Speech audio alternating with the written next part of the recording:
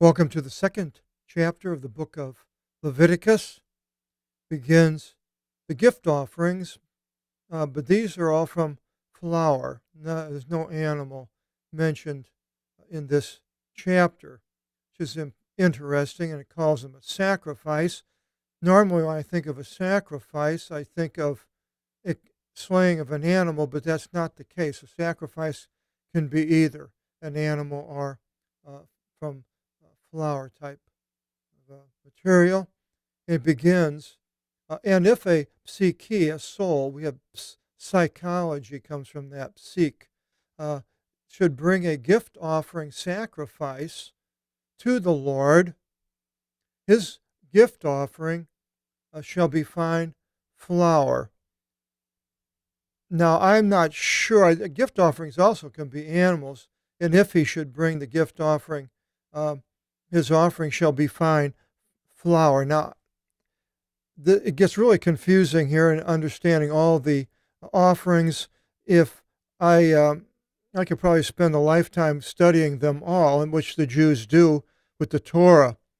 It's interesting how they study the Torah, but yet there's no more sacrificing, no more temple, no more priesthood, but there will be in the future. It talks about in the last 10 chapters of Ezekiel. You'd think that they would study that, but they don't. Anyway, this is the fine flour sacrifice, and it says, and he shall pour upon it eleon, olive oil, and I mentioned before that in old days, when I was young, they called oleomargarine, came from that. And he shall place upon it levanon, frankincense. It is a sacrifice. Frankincense is, see if I can get that picture. Here it is. It's a tree. It comes from a tree. It's a resin.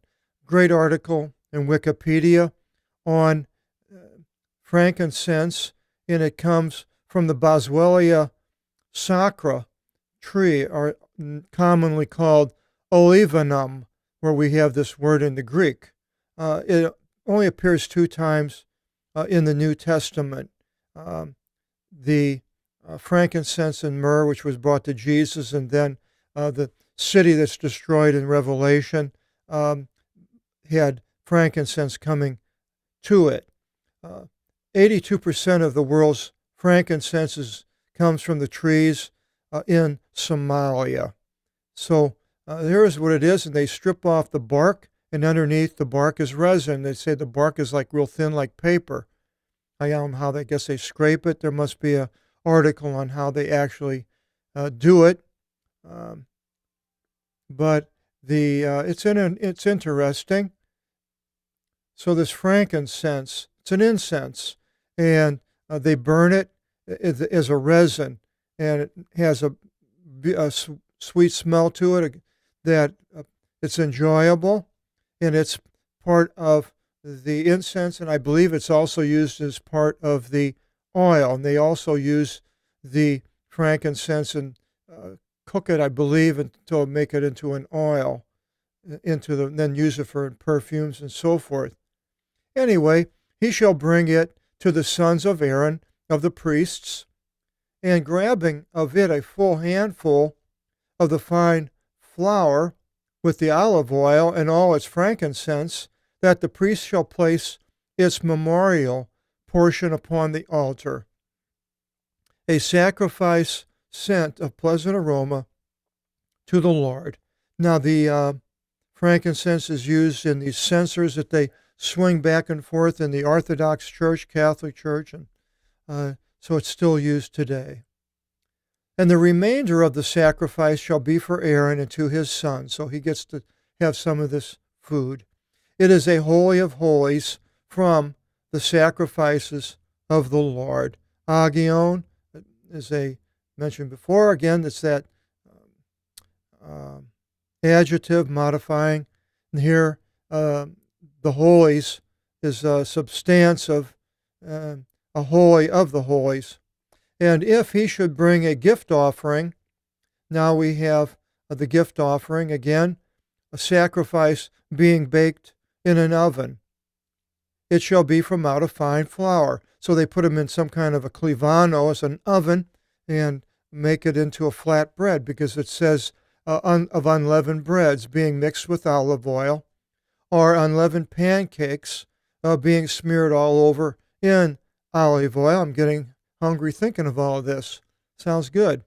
And if a sacrifice from the frying pan, now the first one was from the oven. Now this one is, if it's from a frying pan, a flat pan, is your gift offering. It shall be unleavened fine flour mixed up with olive oil. Now it doesn't say anything about the frankincense there. And you shall break them into pieces, and you shall pour upon them olive oil. It is a sacrifice to the Lord, maybe because they eat it and the other one is used for something else. I'm not sure. And if your gift offering should if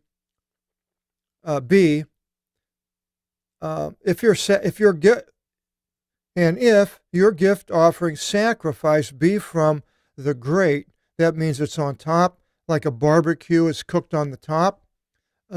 It shall be made of fine flour with olive oil. Now again, no frankincense there. And you shall bring the sacrifice, whatever he should have made from out of these, to the Lord. And you shall bring it to the priest. And in drawing near to the altar, the priest shall remove from the sacrifice the memorial portion of it, and the priest shall place it upon the altar as a yield offering sent a pleasant aroma to the Lord. Now we have another offering, a yield offering. And the amount being left behind from the sacrifice shall be for Aaron and to his sons, a holy of holies of the yield offerings of the Lord. Every sacrifice whichever you should bring to the Lord, you shall not make leavened. For all yeast and all honey you shall not offer of it, to yield to the Lord a gift offering. Now, I'm not sure if that's all the sacrifices can't have yeast. It's probable, but I'm not sure on that. Anyway, this is for the gift offering, and no honey. It's interesting. Now, first fruit, you shall bring them to the Lord, but upon the altar they shall not be brought up for a scent of pleasant aroma to the Lord. So now somehow the first fruit is different. And every gift offering of your sacrifice shall be salted with salt. Salt, Ali 251, is a shall be salted is 233. That's a verb. And 251 is als, is the dictionary word. And this is in the dative, so it's with salt. Your sacrifice shall be salted with salt. Ali. Now we also have als without the alpha in it, just ALS, alpha lambda sigma, and that is number 251. That's 251. I'm sorry. We have alas, which is number 217. It's spelled alpha lambda alpha sigma, and it's also another spelling for salt. So the salt is used in the Bible for seasoning. It's seasoned foods, and it's used as a preservative, and it's used as a disinfectant. It's also metaphorically used in many places, and Jesus uses it metaphorically in a few places. One of the earliest mentions of the salt was Lot's wife in the Valley of Salt by Sodom and Gomorrah. And then it mentions in Judges how salt was used more, not necessarily a disinfectant, but if it's put on the ground will become sterile. Nothing will grow on the ground. And as a punishment, a victor could overcome an enemy, and then they would salt their land so they couldn't grow anything on it. This is what happened by Abimelech in the book of Judges in 945 with Shechem. He destroyed Shechem and then covered it with salt. And this mentions in Ezekiel 16:4 how newborn babies are rubbed in salt. Salt to me is very important. I use salt on everything. Now, there was a time here in the last 10 years or so that salt became a no-no for people that supposedly people that had a heart problem, and they would take away the salt, which I think killed my good friend Rick, who was a man who had heart problems, and so he would go to the doctor, and whenever I would see him, he couldn't have anything with salt. Well, our body is something like 90% or 70% of salt. It's in it. And not having salt would kill you, I believe. So I salt eggs and a few things. If it doesn't taste real good, then I'll throw some salt on it. Makes it better. But I don't use it a lot. I don't go shaking it all over everything. Some people do. But I use it a little bit. But I can't imagine not having that salt. Animals need the salt. They had salt licks where salt would be in the ground in a stone form. What is that? Sodium. I can't think of what the salt is called. Sodium something. And the salt licks was famous for the animals would go there and they'd lick this stones or this porous material of salt deposit that was coming out of the ground. So animals needed this salt. Then Jesus mentions it in the metaphorical way in Mark 9:49. It says, "For all shall be salted with fire, and every sacrifice shall be salted with salt." The salt is good, but if the salt becomes insipid, by what means shall you season? Can't taste it. Have salt in yourselves, and make peace with one another.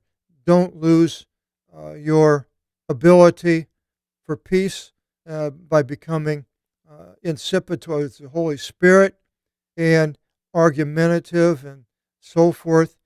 But have the salt of to me it's the Holy Spirit salts us, and that we can become useful. And people can not lick us, but they can come and they use the things that are found within us. So the salt from the covenant of the Lord, from your sacrifices. You shall offer salt upon all your gift offering. So the salt. And then in Colossians 4:6 it says, with your word at all times in favor, being seasoned with salt, to know how it is necessary for you to answer each one. So our words are to be seasoned with salt to make it good. And if you should bring a sacrifice of first produce to the Lord, it shall be new parched, ground up green wheat to the Lord. Now, I'm not exactly sure what green wheat is. I'm not a farmer, and I like wheat, and all the wheats I've seen are white. Now, unless it's just using this as a term of the early wheat that was green, not necessarily when it's ground up, though. But I don't know. And thus you shall bring the sacrifice of the first produce, and you shall pour upon it olive oil. I use olive oil, have it in my kitchen. You can't get it real hot. Pan can't get real hot with olive oil, it burns. Doesn't have a high standard for dealing with heat. But it's great for putting it on salads, and you can pour it on foods. I put it in I have everything cast iron just about, and I have a cast iron little skillet, little square one, 3 inches or so, and I have a little round mold of steel, and I put the olive oil in there and crack an egg and let it cook, put a cast iron lid on it, and while I'm doing that, I pop a English muffin in the toaster, push it down, a couple of minutes, it pops out. By that time, the egg is cooked. Take the top off, pull the metal off, scoop it, put it on my English muffin, and then what do? I put a little salt on it. So I have that sacrifice that is now in the English muffin. I'm not sure if it's unleavened or not. It doesn't rise. It's got a bunch of holes in it. But it's anyway, and you shall put upon it frankincense. It is a sacrifice. So here now the frankincense is coming back. And again, Lebanon, and the common name for that tree is Olivanon. And the priest shall offer the memorial portion of it from the green wheat with the olive oil in all its frankincense.